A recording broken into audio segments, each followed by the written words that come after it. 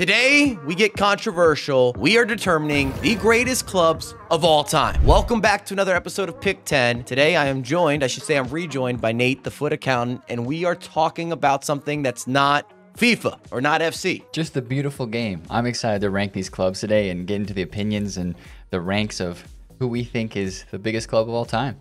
And I don't know where we're going to put this for criteria. It might be debatable. You can run up the comments. I understand how football fans are. I'm part of that community, but this is where we're going. This is where we're leaning in. We've had a summertime full of football, and I felt like it was time. It seemed fitting. And as per usual, Nate, as the guest, you get started, or you get to start, you get to begin. I do feel as if I can predict your first choice. I think you're going to be able to, and I think a lot of you guys watching might be able to as well. So my first team, if we're ranking club all-time football, I'm going with Real Madrid. If there's one word that I could describe the club with, it would just be destiny. Like watching the Champions League this last year and how they made their way to winning the trophy for the 15th time, I believe. Just destiny. It just feels like they are destined to do so, even when it doesn't look likely for them to win a game, to see it out, the comebacks. Just something around the club is just different. I think they have triple digits in the number of trophies won, including all the league trophies, and they're not doing it with no competition either. It's Champions League every single year. It's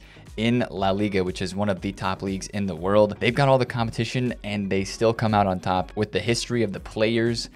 It's just, they're clear number one. I think you would agree, right? I think what's wild with Real Madrid, and you have to take them as the first choice, is their success through so many different periods. And I will say this, you might forget about some clubs, and Real Madrid's one of those teams where throughout pretty much every era, they've always been winning. They're always competitive. They're always a team that you're talking about. You're saying, all right, what's Los Blancos got going on? Who have they signed? Who have they recruited? Because it hasn't always been by the most expensive player. And I'm not saying it's technically that now, but they have the ability to. Every football player, if you're achieving world-class status, at some point, it seems like you want to make a stop at Real Madrid. Yep, that's like the pinnacle, I think, for a lot of players, for sure. Yeah, no surprises there. I think you have to take them off the board. I think the reply in this is probably Barcelona as my first choice. It's difficult to go against Barcelona with what they've achieved. And again, I might have a little recency bias, but what Johan Cruyff was able to do from a managerial side, and then Pep Guardiola, and living through that period entirely, you were just watching artwork on the pitch. And I know the club has much more history than that, but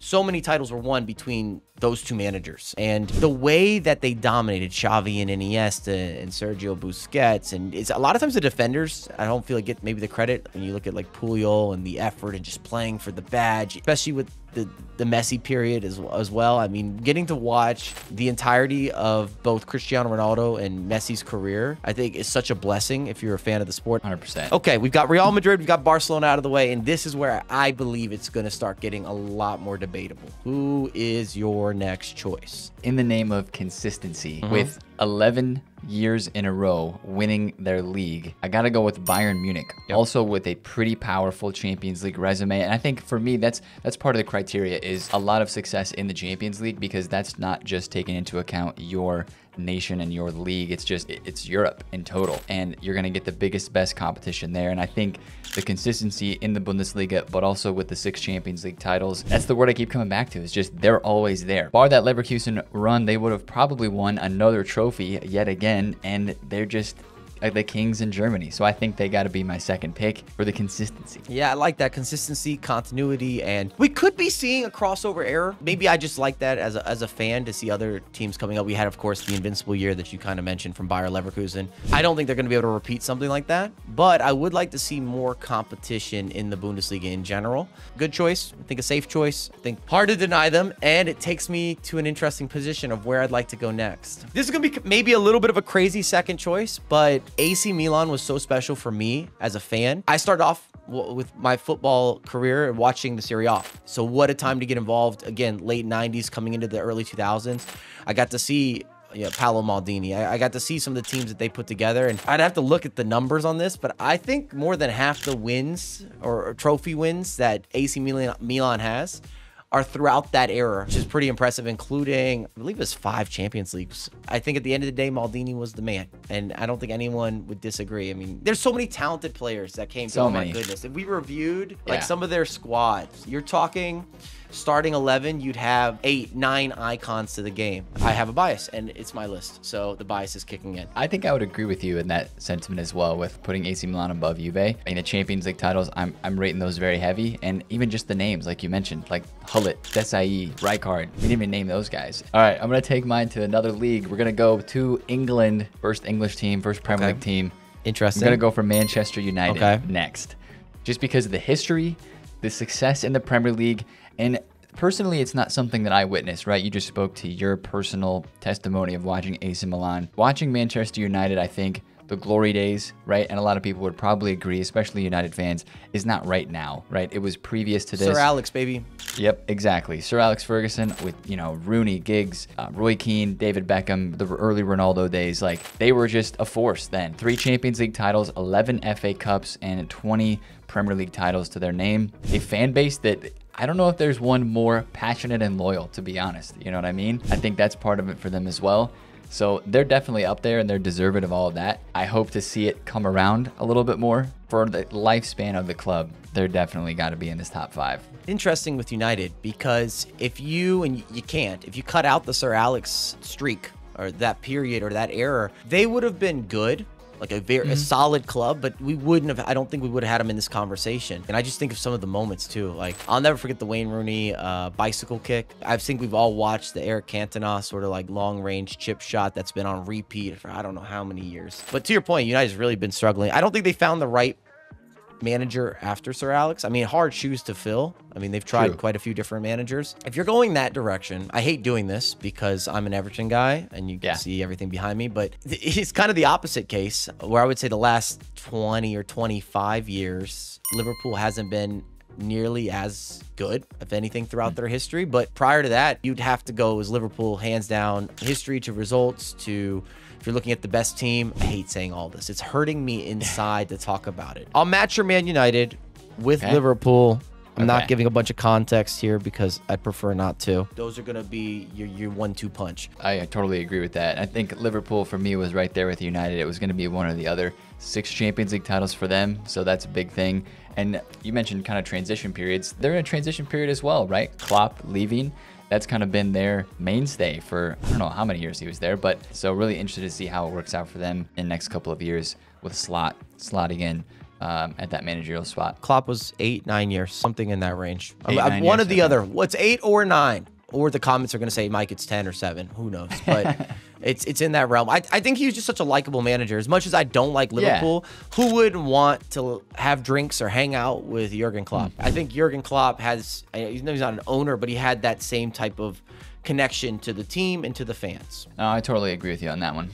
All right, my next pick here. It's about to get good. It's about to get good. Where are you taking us? I'm taking us back to Italy, a team that's already been mentioned. I'm going for Juve. That makes sense. But it's the success in the Serie A for me that makes them stand above. I feel like the Serie A might be maybe the only league in here that could get up to 3 clubs. Prem would be on the edge too, but I mean, there's another club in the Serie A that I think would be deserving in this list. But Juventus, you think of all the names there, and especially the Italian success. 9 Coppa Italias, 31 Serie A titles, and, Buffon, Baggio, Platini, Del Piero. Man, I mean... Just speaking from a FIFA sense, I absolutely love Del Piero, but that's just a representation of how he played in real life too. I think Juve's up there. I think they belong in the list. My next choice, I don't know if you had them or not. Their influence, their success domestically and across Europe, and with the academy programs as well. I would argue the best academy that we've seen present day is Ajax. I think they should be there. I think they should be in the list somewhere. Of course, they've won everything that you could imagine throughout the Dutch league. They've traveled well. You also the talents. You talked about Rijkaard earlier, Dennis Bergkamp. I think of Edgar Davids, who I'd love to have in FC at some point. If you can do that, EA, I want the goggles. There's so many players, but even the talent now, often I think if you're coming out of Ajax now, it's more of a showcase before maybe you get signed to the next ordeal. Ajax definitely not coming off their best years recently, but I think fans are made often, like real true fans are made through sharing adversity or facing that adversity as a collective. When the season sucks and it's raining outside and you're out there with this group, you guys will remember that for the next decade, if not longer. Yeah, they were on my honorable mentions list for sure. They only have one Champions League title less than Barcelona. That's kind of an interesting comparison when you look at it that way too. Next up on my list, I'm going again with a club that has had a lot of domestic success, and that is Benfica. I think that is